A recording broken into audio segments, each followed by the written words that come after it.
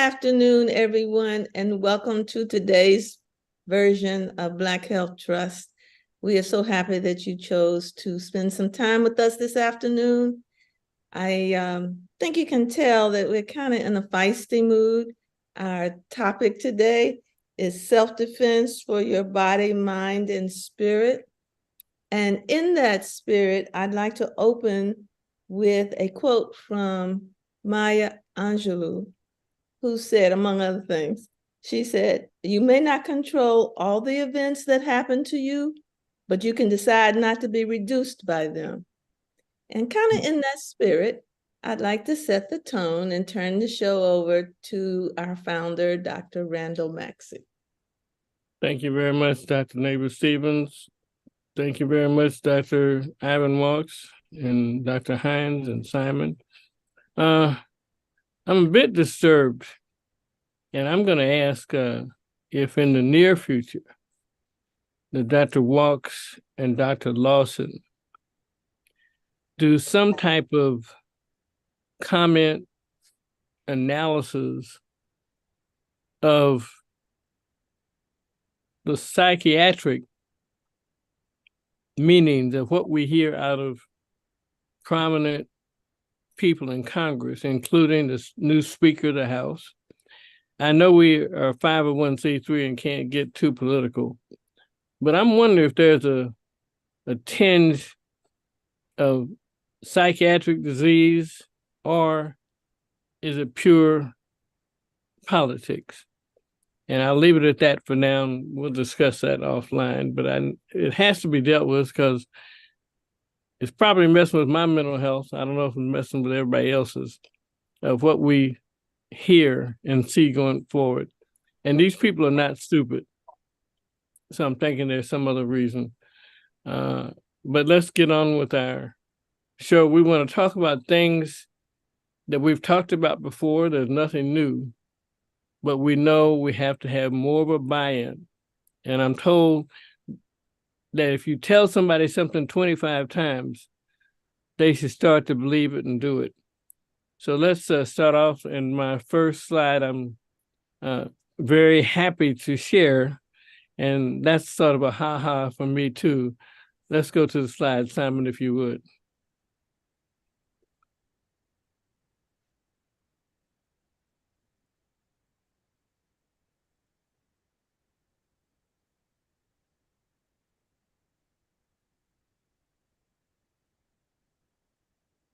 Heart failure. Daily marijuana use was associated with a 34% rise in heart failure within 4 years compared with non-smokers. In another study, cannabis use disorder was linked to a 20% increase in major cardiac and cerebral events during hospitalization in older patients. And these are patients that did not smoke regular tobacco. Now, I have an employee who works maintenance, and he has been short of breath. He has been coughing, he's been losing weight, and he has been in the hospital 4 times in the past 4 months. And he has heart failure, decreased ejection fraction, and issues. And he wears a hat with 5 leaves on it. And I told him, you got to stop smoking.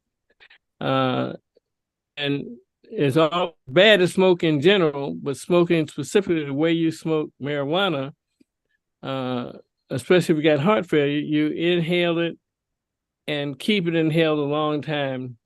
And now we have proof that this is not sociological. I'm not making any sociological claims on it, why you shouldn't smoke. But I tell people, eat it or drink it, but don't smoke it. But this suggests that there might be forms of heart failure anyway. And I know, Dr. Walks, is there neuron dropout with smoking marijuana? Dr. Maxey, I thought we weren't making political statements today, and we weren't making social statements today. I didn't know neurons were were social. There is neuron dropout that happens. So this is something in terms of self-defense. Be careful how you use marijuana, because it does have physical effects. And this has been seen more commonly since a number of states have opened up, and it's no longer criminal to have recreational marijuana. And we can take questions on that later as we go on. Next slide.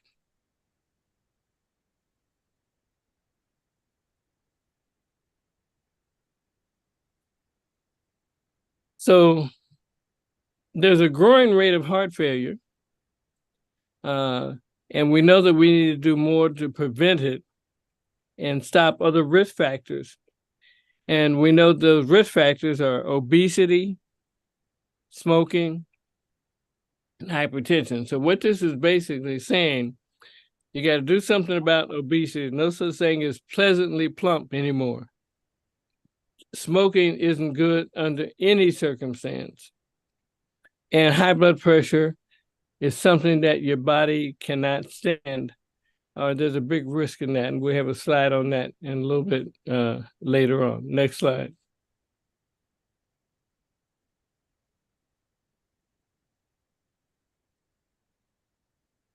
So there was a recently published study that showed that there had been an earlier decline in ischemic heart disease, and mortality went down. But now, due to certain increased high-risk behaviors, including smoking, there's been more of an uptake of these cardiovascular deaths and heart failure. And the thing that has helped us, again, are things like antiplatelet therapy, things like statins, and antihypertensives. And we know there's some new drugs out for diabetes and renal failure that are changing the game so far. Let's go to the next slide.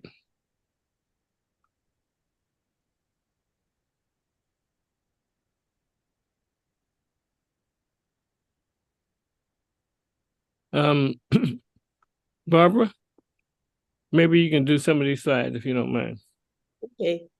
The growing rate of heart failure, the growing burden of heart failure mortality should certainly prompt clinicians and health systems to consider strategies for heart failure prevention, such as more aggressively screening and reducing cardiovascular risk factors like diabetes, obesity, smoking, and hypertension, according to the author of this study. Since we have evidence to support several medical therapies for heart failure that can reduce heart failure mortality, clinical quality programs based on implementation of science should influence management patterns so that all patients with heart failure for whom the therapies are indicated are actually receiving them.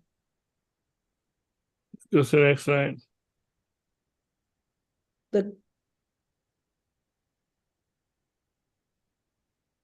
There are a couple of blank ones, Simon, 2 or 3 blank. I thought I had cut all the blanks out. Go back one, please. So before we get into this, could we stop for a minute and talk about You need to go back some more. Go back. Can we talk a minute about this whole heart failure issue?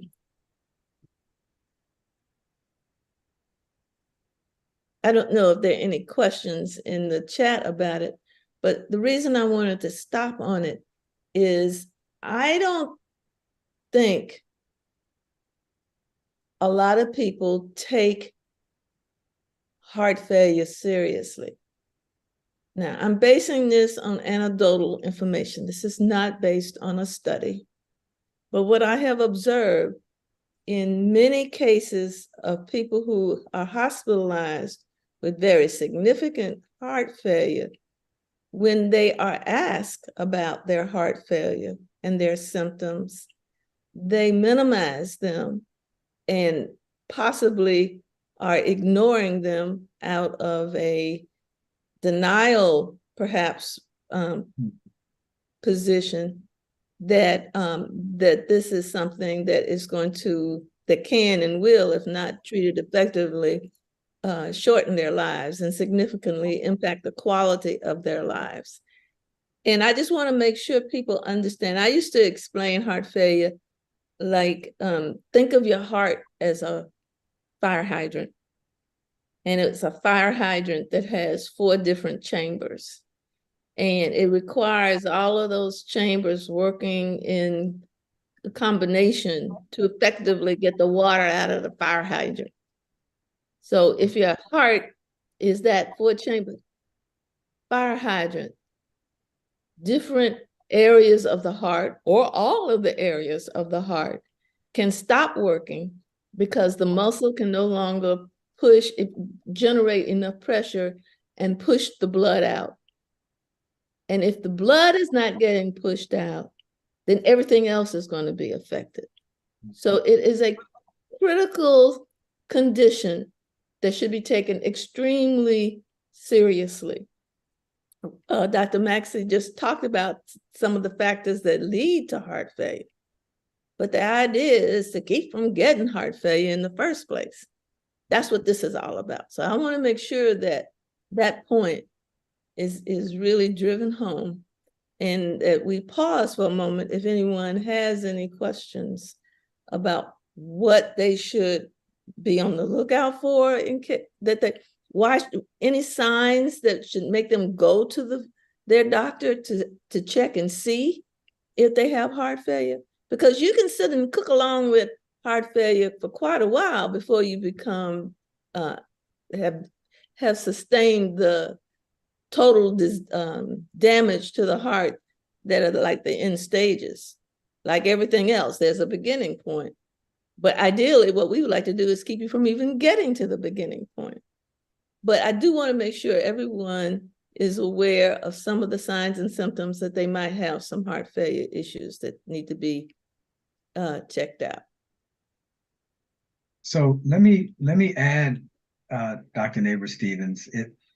We talk a lot in healthcare about healthcare. What we're really talking about is sick care. And folks have been saying that for a long time, because it's when people get sick that they go into the doctor or they go for help. And heart failure is one of those things that is kind of difficult to reverse it and make it better once you've already damaged your heart, and your heart is, Dr. Maxey mentioned, a low ejection fraction. By the time you have symptoms of heart failure, you already have a significant problem. So talking about how to keep your heart healthy is really what we're talking about. And then, as Dr. Neighbor-Stephens said, getting some of the early signs and knowing something's going on, I need to go and get it checked out. The Dr. Maxey asked about things in the chat. One of the things in the chat is an FYI about the marijuana today isn't the marijuana of the 60s and 70s. Well, I tell folks, because I do some addiction medicine, and I tell folks, when you think you're getting marijuana, unless you've grown it yourself, you don't know exactly what you're getting. And that's one of the big dangers about marijuana use, is that a lot of people add stuff to marijuana, and it may not be all you're getting is marijuana. So just a word to the wise is sufficient. And I'll leave it at that. But it's an important point. It's absolutely an important point.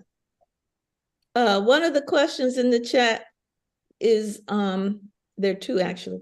The first one is, are there differences in the early symptoms for, we're talking specifically about heart failure, but because the answer might be a little bit different for some of the other conditions, like heart attacks.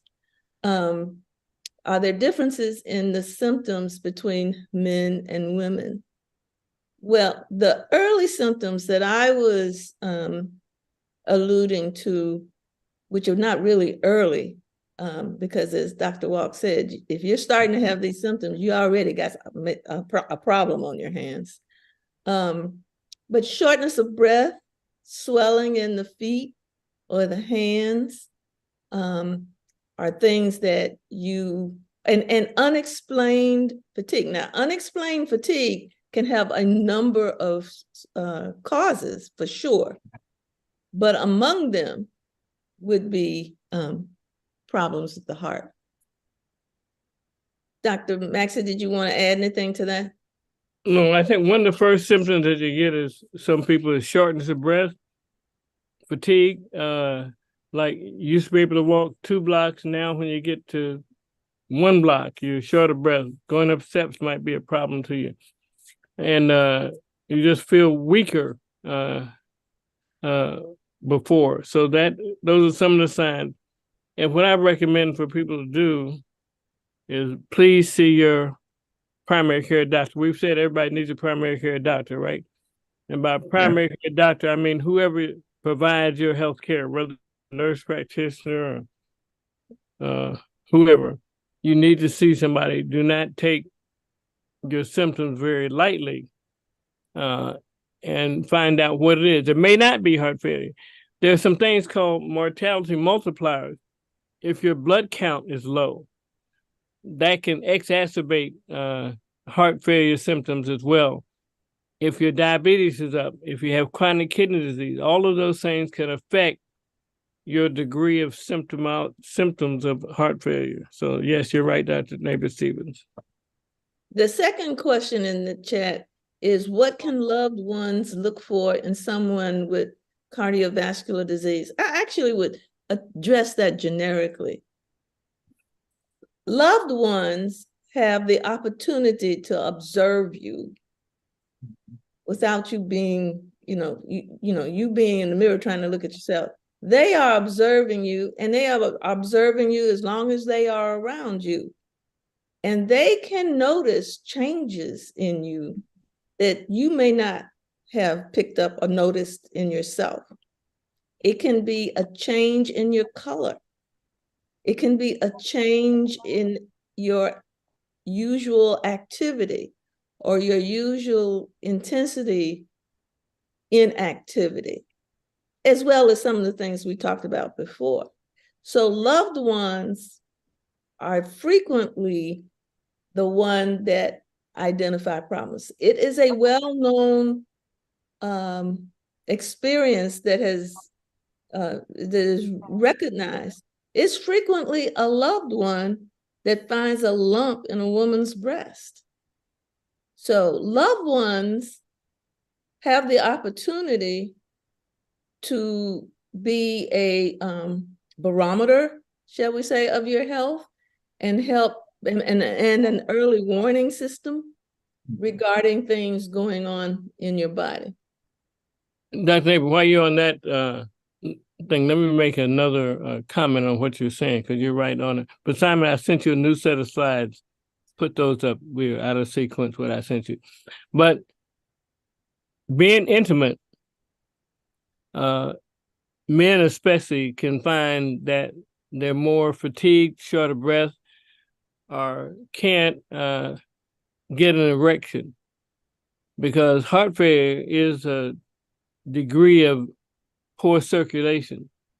So there are all sorts of things. Maybe you could do something 3 months ago that you're not able to have the same level of action this time. So that's something that can also be found. And Barbara, before you start, I had left some blanks in the slides. If Simon, you can start with about the 3rd or 4th slide, and I'll tell you where to go right before Dr. Neighbor-Stephens gets to the set that I want her to do.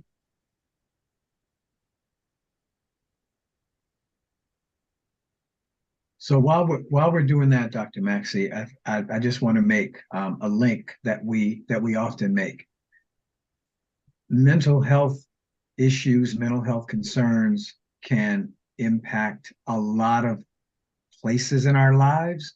And if someone is becoming less active because of depression, they are, what their normal level of activity is decreased, that can have significant consequences with respect to their overall health and their cardiovascular health. So if suddenly somebody is not coming out like they used to, and you find that they're at home for a week or 2 weeks, we need to consider that something may be going on with that person's mental health that can fairly quickly impact their general physical functioning, including things like cardiovascular disease, heart disease, diabetes. All the stuff we talk about can be negatively impacted by someone's mental health status. Thank you very much.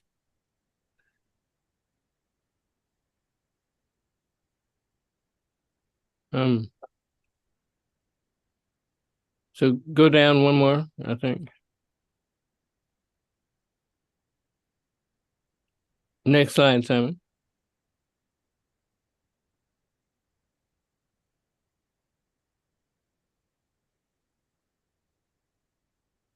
Okay. Dr. Nabor-Stephens, I think you were about here. You want me to start now? Okay. So we talked last week about diabetes quite a bit. The thought occurred to me that we really didn't talk much about what you can do to perhaps prevent full-blown diabetes. And so, and this too would be a part of your effort to protect yourself. So these are not all, but some of the more common risk factors for prediabetes. And prediabetes is that point where your hemoglobin A1C is not at the diagnostic level of diabetes, but it is higher than what the preferred level, top normal preferred level is. It's kind of a gray zone, but it is a zone, if identified, gives you a window of opportunity of preventing the future development of full-blown diabetes. So what are some of those risk factors? Being overweight or being obese, being 45 years or older, having a family history of type 2 diabetes, exercising less than 3 times a week. And, you know, we're not talking about an exercise program that will prepare you to be an Olympic participant. We're talking about 30 minutes, 3 times a week. And it doesn't have to be sprints. It can be simple walking, but it is very important to get it in at least 3 times a week. More is better, but at least 3 times a week. A history of heart disease or stroke, having a high cholesterol, or already having been identified as having high blood pressure. Simon, can you scroll it up a little bit, please? Now, we talked a bit last week about metabolic syndrome. And there, you know, I like to try to keep it simple so that people can really remember stuff and not have to go through too many changes to remember something. And although this is not actually technically totally correct, it is partially correct in that if you have that waistline that has exceeded the accepted limits, and I did not write them down. I believe for women it's 35 inches. Dr. Maxey can tell you what it is for men. If your weight 40 for men, 35 for women. I guess I focus more on women, but yeah. If your waist is bigger than that, you are in the territory of prediabetes, and you need to work on that and get it reduced. And there's 2 things I like to comment on in this one. One, if you measure your hips and you measure your waistline, so measure your waistline by putting a tape around your belly button and the hips you measure around your hip bone, that number needs to be low. That you shouldn't be able to divide your abdominal girth by twice your hip girth. That means you want to be more a pear than an apple. And the other thing is that a lot of patients, without reason, have heard the rumor that cholesterol agents or statins are bad, and they tend not to take them. And they say they bother me. So if they do bother you and cause leg cramps, which they may occur in somebody, get your doctor to change, to try a different one. But those statins are very important, especially in the pre-diabetic and diabetic state. Go ahead, Dr. Stevens. Next one, Simon, please.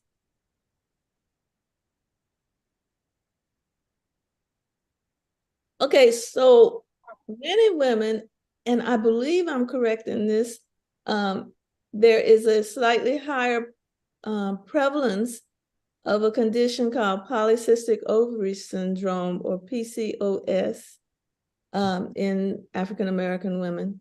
But having that syndrome puts you at rest. Now, part of that is because frequently there is obesity associated with that, and we already have established that as another risk factor. Having a history of gestational diabetes, meaning that you had diabetes during pregnancy, is a risk factor for developing diabetes later on, well past that pregnancy. Giving birth to a baby who weighs more than 9 pounds is associated with the development of diabetes later on. But let me quickly say, it's not the baby that makes you have the diabetes.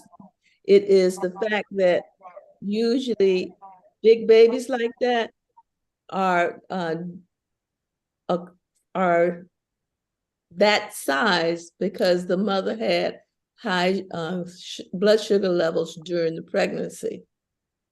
Not always. There are families that just have a family history of large babies. So not every 9-pound baby is the product of a mother who has gestational diabetes or has had high blood sugars during that pregnancy. But when you see that, I resemble that next comment you're about to make. I'm upset. I would suggest get over it, because it's a fact of life that we are having to deal with. But as Maya Angelou said, just because it has happened doesn't mean that you have to be reduced by it. So being Black doesn't mean that you have to be reduced. I think our ancestors and our current population testify to the fact that we fight all the time about the disproportionate things and the disparities that we have to deal with. But we're not by ourselves.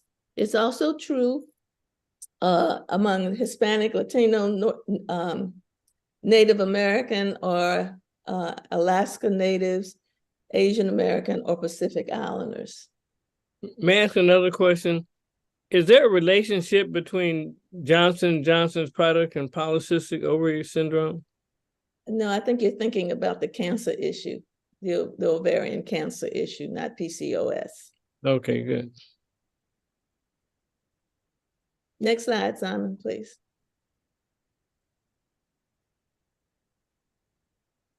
And it wasn't just the Johnson & Johnson product. It was the fact that there was talc in the baby powder. That was the issue, the agent. Mm-hmm. Okay, now this is one that family members might pick up on. There, especially in people who have a lot of pigment in their skin. In pre-diabetes, frequently they will develop dark patches on their face. It almost looks like they have put on dark blush, but it's really not blush. The skin darkens as a result of the elevated sugar levels. And we kind of talked earlier about fatigue. This is another reason that you can have overwhelming fatigue. It's because your blood sugar is jumping all over the place. So it's not something to ignore. I think that's the last one. There may be another one. Oh, yeah, there are a couple more. Okay, so, this immune system of ours, the body is a wonderful machine. This immune system helps keep us going strong. But when the blood sugar is not controlled, that it can throw the immune system off. And one of the things, early signs that something is going on is that every time you turn around, you're catching a cold. Now, I was taught in medical school, it is normal to have up to 12 to 14 colds a year. I think that's a bit excessive. I've never had 12 or 14 colds a year, and I was around children all the time.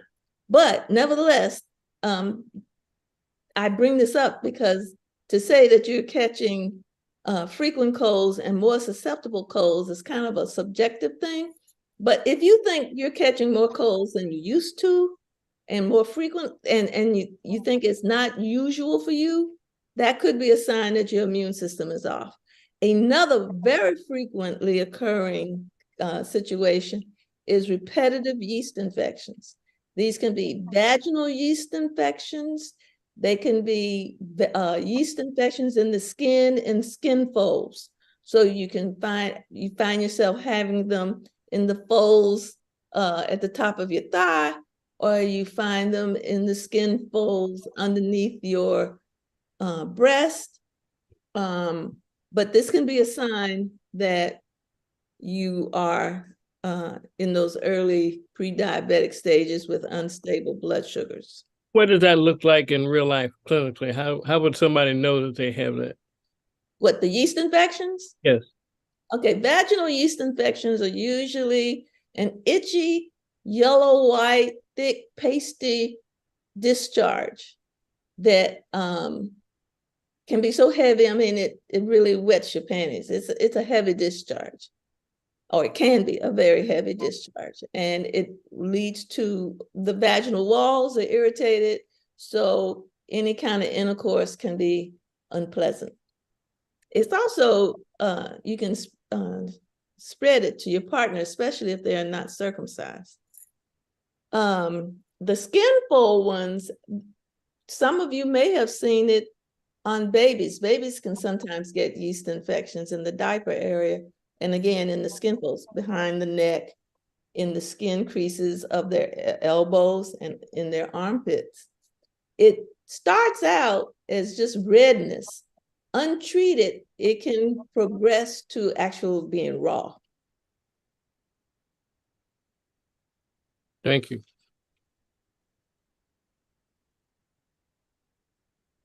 Oh, and the last point, when you have high blood glucose levels, you can also be starting to have decreased blood circulation, which will lead to decreased healing. Frequent urination. Now, sometimes we have the tendency to try to excuse the urine. We'll say, oh, I had 2 cups of coffee this morning, or too many Cokes, or too much tea with caffeine, too much caffeinated beverage, which is a mild diuretic, which can make you go a lot. Or you've been drinking just a lot of water because you, for whatever reason, decided you needed to drink a lot of water. And so that's why I'm going. But it also is an early sign that there's too much sugar in the blood, and it is making it very hard on the kidneys to do the job that they are supposed to do. And it results in more urination than usual. Now, frequently it's happening, as I said, in the day, and you pass it off for other reasons.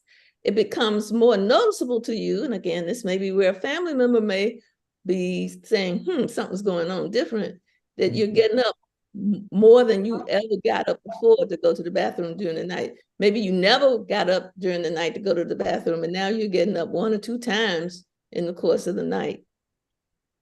The other thing that's happening, Dr. Neighbor, that many times the kidney is having a problem itself in that it is not able to appropriately concentrate the urine, which will lead to nocturia, polyuria as well. So it's also a sign of chronic kidney disease as well. So it could be both. And you just alluded to the increased thirst. Because you're peeing more than normal and maybe not keeping up with it with your intake of fluids, you can become dehydrated. And when you become dehydrated, you can start having some lightheadedness that you never experienced before.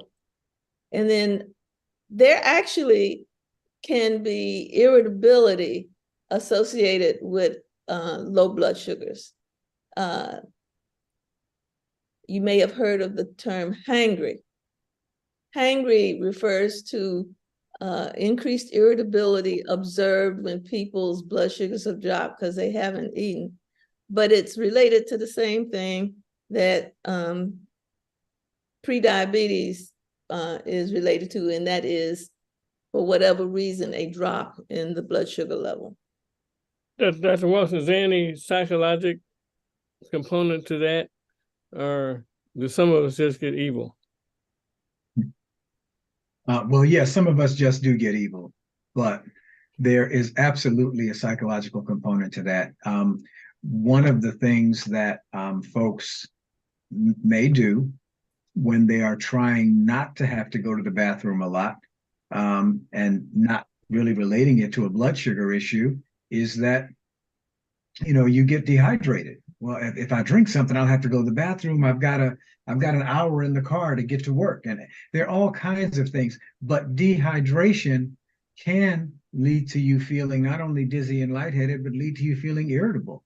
And so, yes, you can, Dr. Maxey, I just always go back to the very simple need to say, if there's a change, if something is different, ask somebody about it. That's why Dr. Jordan would always talk to us about having a primary care practitioner. You need to have someone you can ask about these things. And yes, any of the things that we're talking about can lead to folks being irritable because it's different. I'm not used to it. Who would be comfortable going to the bathroom 4 or 5 times a day when that's different from how things used to be? Getting up to, and your sleep is interrupted now. So poor sleep is a setup for you to be irritable the next day. We all know that. So I think that you're right to inquire about mental health consequences and about mood and about how we treat each other, because most of the things we're talking about are things that are going to make us feel uncomfortable. And when we're uncomfortable, our patience is decreased. Excellent. I think there are a couple more, Dr. Neighbor. Let's see, Simon. Nope, that was it. Simon, go to slide number 3, I think, which is a very important slide. I apologize for sending the wrong deck out. It's Sunday, Dr. Maxey. We accept your apology and we forgive you. Well, thank you very much. And our sermon today was on patience. Yeah. Can you find the right one, Simon?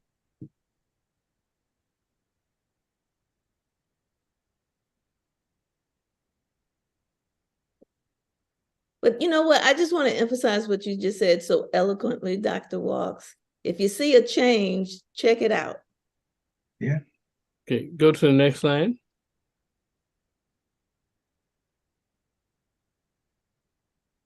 Maybe we should get T-shirts to wear on Sunday with that. Now, Right. So Dr. Walks, maybe you can comment on this slide. Shorter lifespan with obesity. among non-smokers compared with individuals of healthy weight, BMI 18.5 to 24.9, life expectancy from age 40 years was 4.2 years shorter in males with obesity and 3.5 years shorter in women with obesity. So, yeah, I want to stay in the broader conversation for just a second, Dr. Maxey. The lovely and talented Dr. Stephen Thomas put a question in the chat about changes in hair loss or texture related to signs of heart failure. And the answer is no, not really a heart failure indication. But we know about Dr. Thomas's work in the barbershop, right? And so Dr. Neighbor-Stevens had talked about loved ones being someone who can notice when something is going on with you that needs attention, lumps in the breast, things like that. What Dr. Thomas raised is a very useful thing for us to think about.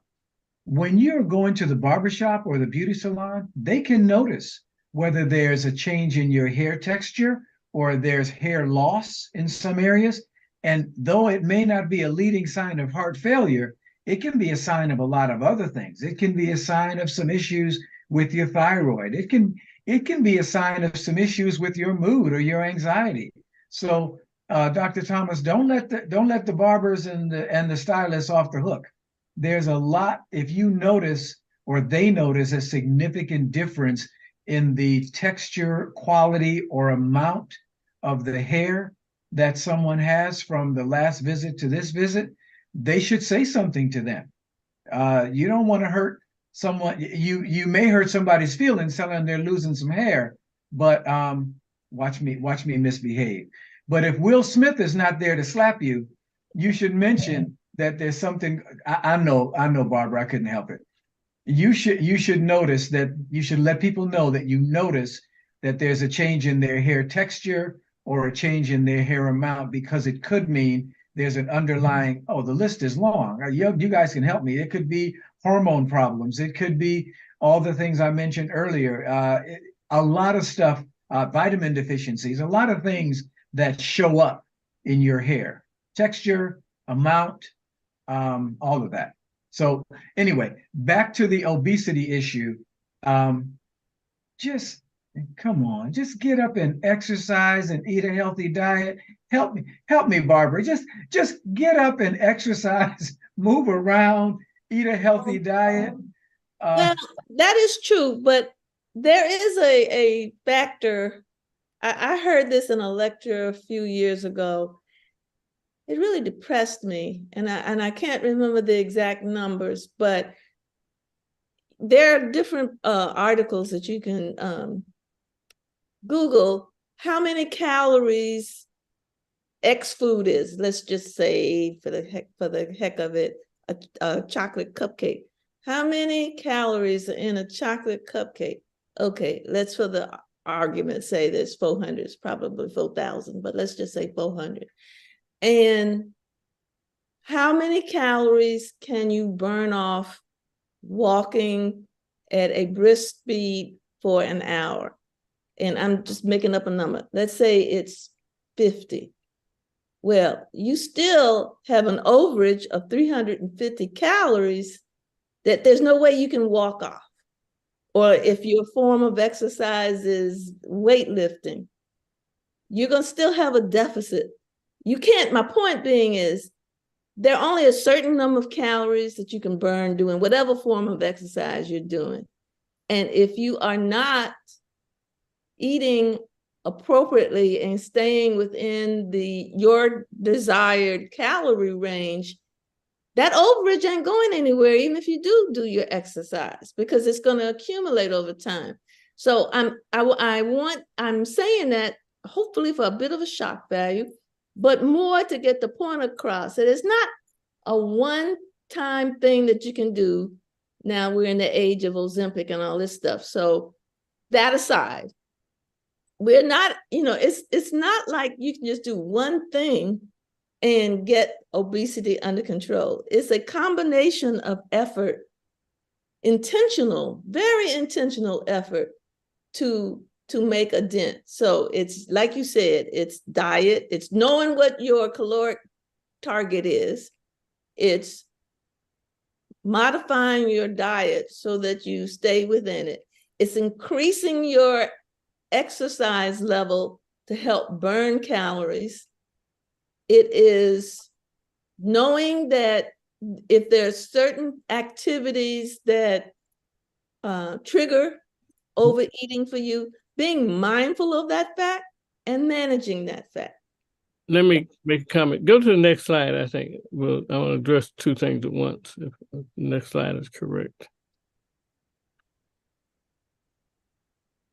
Growing rate of heart failure. No, that's not it. There was a slide I put in here, and I don't see it.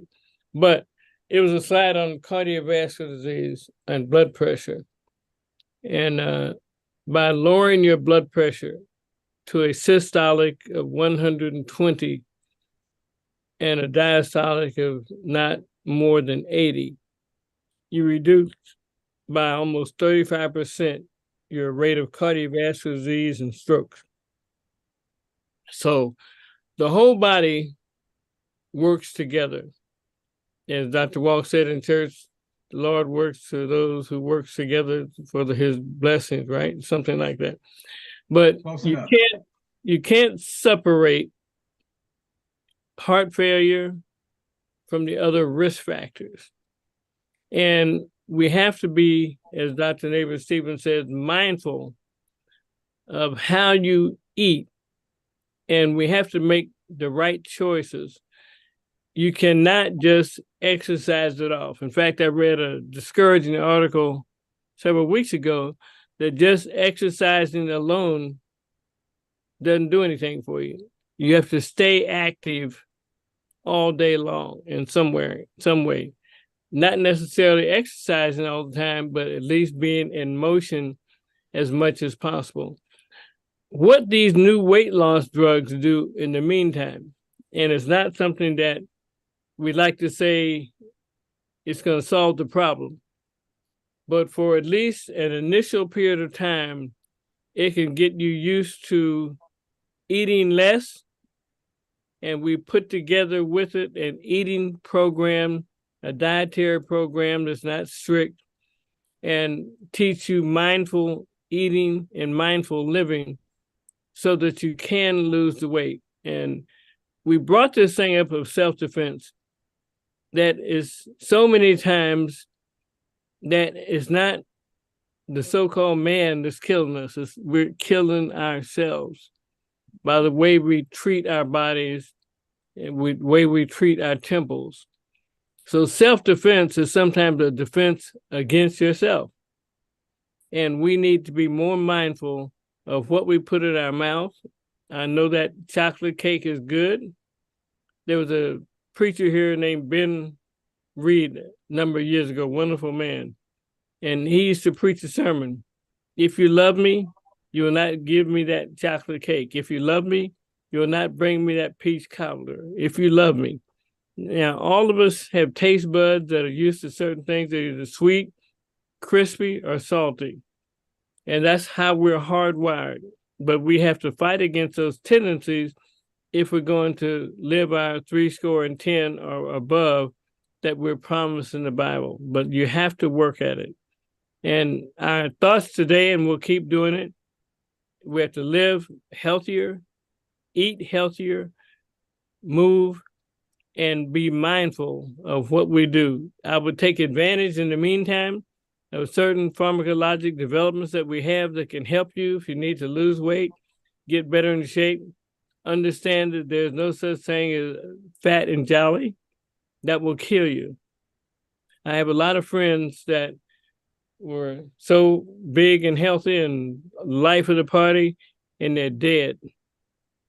So be active. And are there any questions or comments that we have among our listening audience and anybody who wants to add to the discussion? And this exhortation self-defense is taking care of yourself, sometimes against yourself. Any comments in the chat, Dr. Neighbor Stevens, Dr. Walks? Dr.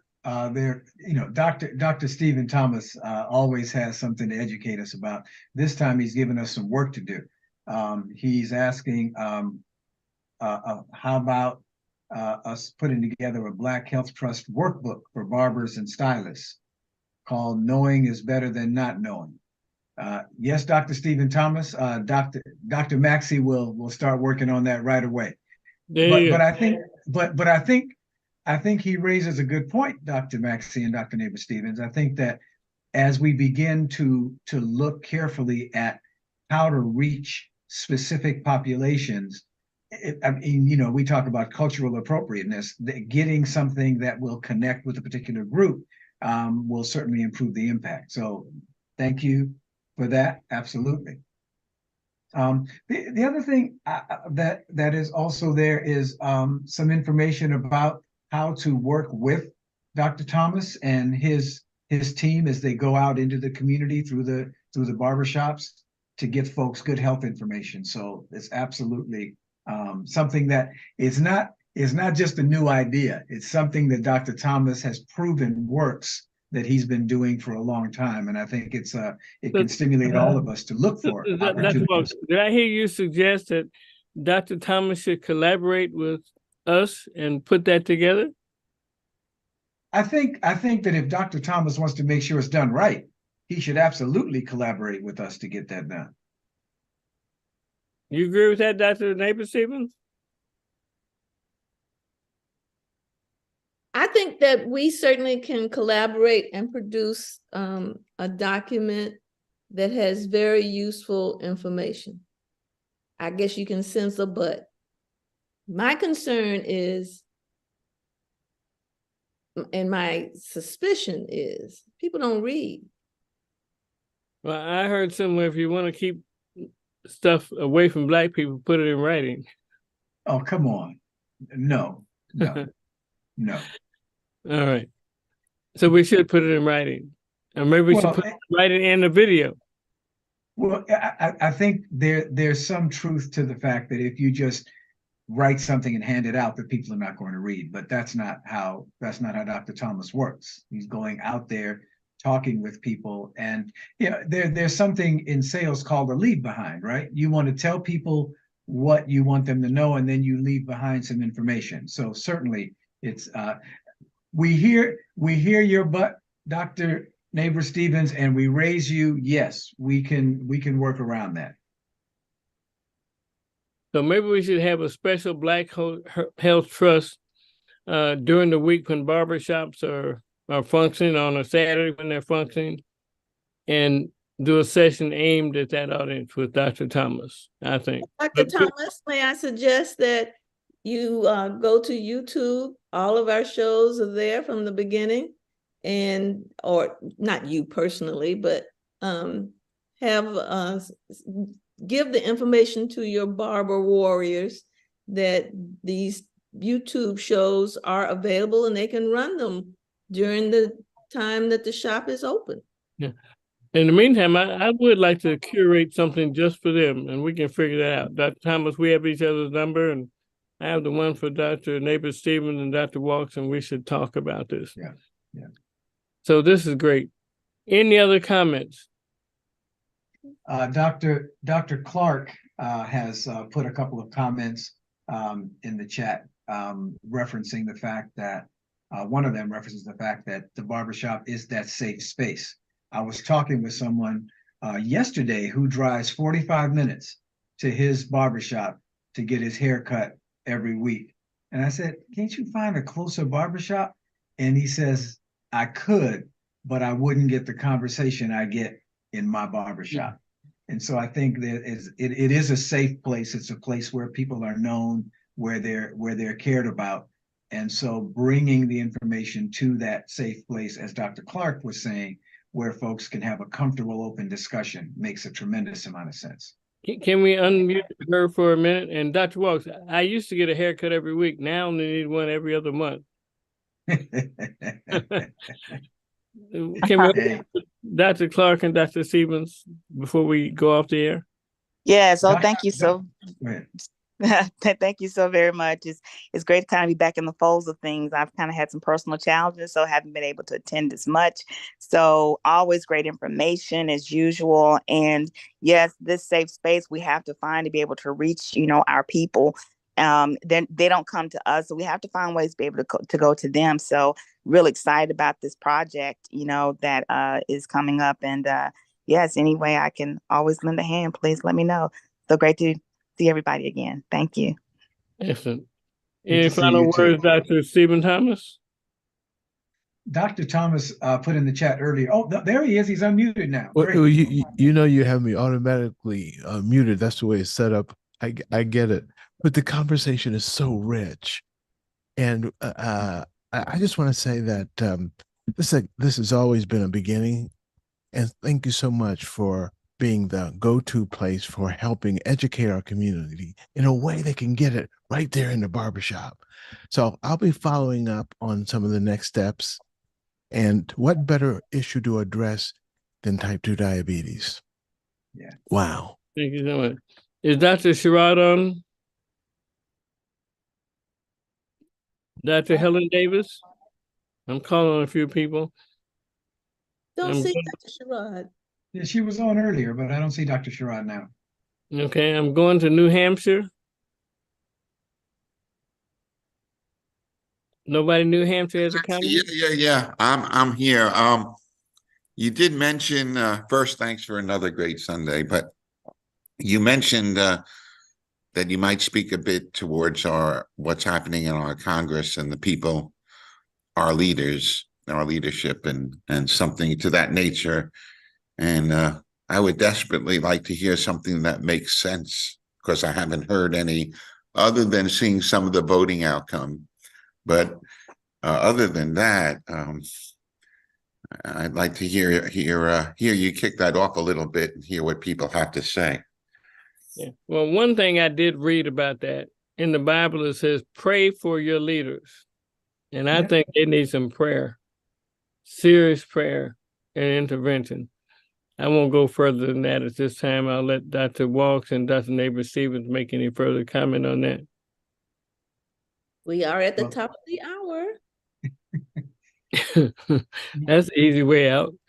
Any other comment? Well, let me say something quickly. First of all, much respect to Dr. Steiner for always being willing to look at the challenging things, because they're things that are very much relevant to all of us in our community.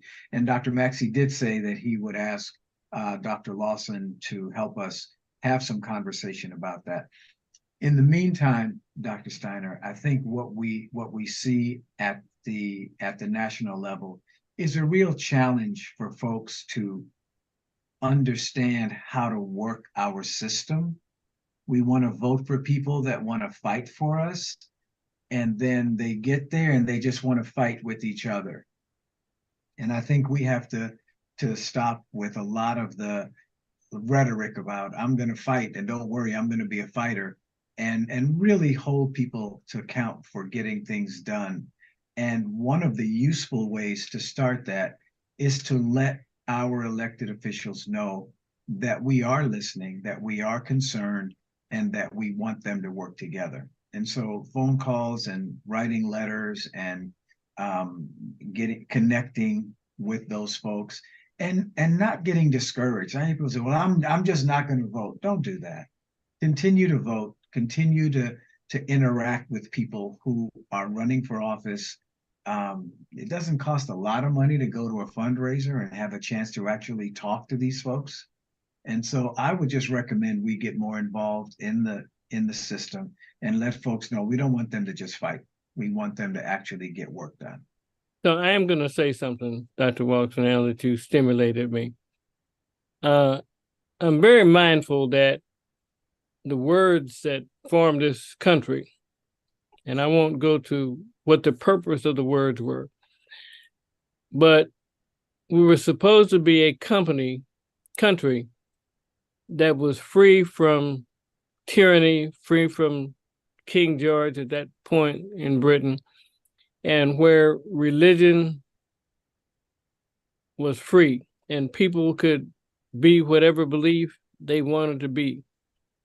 And we accepted, and when we were given the Statue of Liberty, I think by the nation of France, we said, send me all of your people. And so we have people that are African, people that are Middle Eastern, people that are European, people that are Asian, people every place. And what we've gotten to now is we've gone against our principles to support the people that make up our multicultural society, to say we're going to only support verbally certain other societies. I didn't see the United States rushing to aid to stop the Hutus and the Tutsis from fighting in Rwanda. I didn't see the United States rushing to the aid of apartheid in South Africa and what is now Zimbabwe. We have issues with Ukraine and Russia. We have issues with Israel and Palestine. So we have to be mindful of the people that make up our country and have a more deliberate approach to what we support. And that's why over the past few weeks, we've talked about the history, some of the history, biblical history, and some of the military history of our country. So we have to be mindful of who we censor in Congress.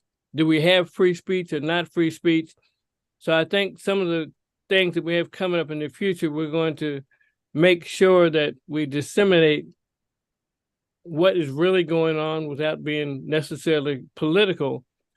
But we have to be mindful to remind our leaders, as Dr. Walk says, by our votes of people who are open-minded and we support freedom of choice around the world, democracy around the world, and not necessarily denigrate one American group against another American group. It's very important that we are even-handed and hear everybody out. We're not monolithic.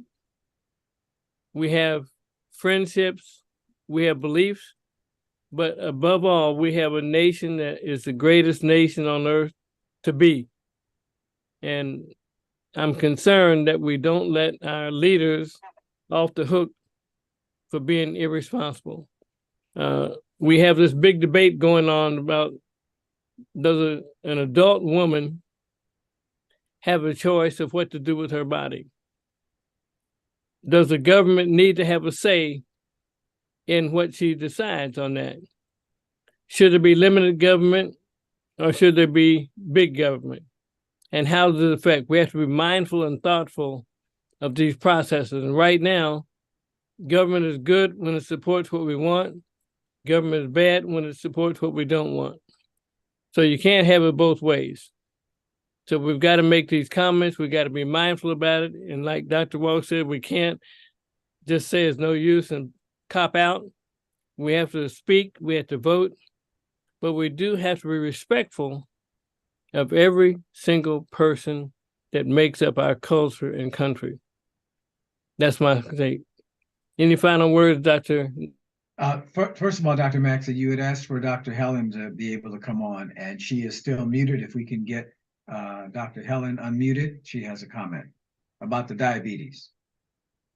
Good afternoon. Thank you for letting me in. First, I want to say hello to Dr. Thomas. I don't know if you remember me from the Pittsburgh days. I go back to the days when he was in Pittsburgh and his work in the barbershops there with the University of Pittsburgh. But I want to circle back to diabetic retinopathy. Diabetes is causing tremendous blindness among the African American community. Diabetic retinopathy and vision loss is rated higher among non-Hispanic Black patients and Hispanic patients compared to Caucasian patients. Now, the National Eye Institute report is saying 800,000 African Americans have diabetic retinopathy, and this number is projected to increase to about 1.2 million people by 2030. The prevalence of diabetes is going up even higher, and even in Native Americans, diabetic retinopathy or diabetic eye disease is found to be as high as 45%. And in amongst African Americans who have developed diabetes, at least a third of them or more have gone on to diabetic retinopathy. And it's partly because of late discovery, poor compliance, and perhaps other factors. But recently I was at the American Academy of Ophthalmology in San Francisco, and they showed that, African Americans have been excluded from a lot of these clinical trials, so the prevalence might be even higher. So I just want to reach out to family practitioners, internists, barbershop people, nurses, beauticians, mechanics, anybody, just spread the word, to really follow up with your diabetes, encourage them to seek eye care, encourage them to seek early intervention, because nowadays the treatments can prevent vision loss. There are a lot of new modalities, and it's still going even further. So people don't have to, go blind unnecessarily. So early intervention, get your eyes checked, and early continued control of diabetes.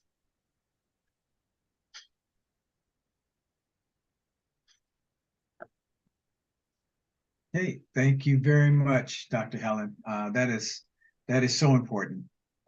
Again, it's one of those things that kind of happens, and folks may not notice the initial signs. And once the doctor or the practitioner looks in the back of your eyes and tells you that you're having a lot of problems, it's much harder. Well, don't wait for the family Right. practitioner to identify it. Just Right. if if they're diagnosed with diabetes, assume that they may have the start of it, because the problems with the retinopathy can start well before it's even clinically diagnosed. And so by the time they come to the doctor, they may have already had the early stages. And so, or once the practitioner diagnoses, at least encourage them to get an eye exam at least once a year, maximum twice a year. And that would be like a direct responsibility. Get your eyes checked, get your feet checked, and just make it a routine. Absolutely. Thank you, Well, Dr. Helen, for giving us those needed words of advice and reinforcing again how we can practice self-defense for ourselves. Yes. Dr. Walks, do you have any closing comments? I do. I think we're going to have to keep Dr. Maxey from making semi-political statements, because I think the man cut him off. He got in trouble with the deep state. No, what can we do have I do have some what I think are relevant, sensible comments. We talk a lot about what we can do from a preventive standpoint to make ourselves healthier. And today we talked about self-defense, about noticing when something isn't quite going right. There are many members of our community who try to eat well, try to exercise regularly, and still have trouble maintaining their weight or losing weight and getting to a healthy weight. And Dr. Maxey talked last week a lot about those medications that can help with that. So in putting those two concepts together, those two constructs together, if you are doing a really good job with your diet and a really good job with staying fit and with exercise, and you still find that things are not going the way you want, you're not able to lose weight, you are not able to feel healthier, then it's important to, again, find your primary care practitioner and let them know and track it. This is what I've been doing for the last month. I've been eating this kind of food and I've been exercising in this way, and things aren't going the way I think they should if everything is okay. There's normal stuff that should happen when you do certain things. And anytime you find that you're not getting the results that you should get, then don't just ignore it. Those are my comments, Dr. Neighbor-Stephens. Very timely comments. And so in Dr. Maxey's inadvertent absence. Did they come and snatch him up, or the internet just went down? All I know is he's disconnected. Okay. That's all I know. I want to thank everyone for tuning in today. I want to thank those in the audience that chose or were voluntold to comment today. Your comments are always appreciated. And I hope that the message that we're giving you resonates with you and you can implement some of the things that we talked about for yourselves and your families. Without further ado, I'm going to wish you a good rest of the day and look forward to seeing you next week. Thank you and bye-bye. Bye, everyone.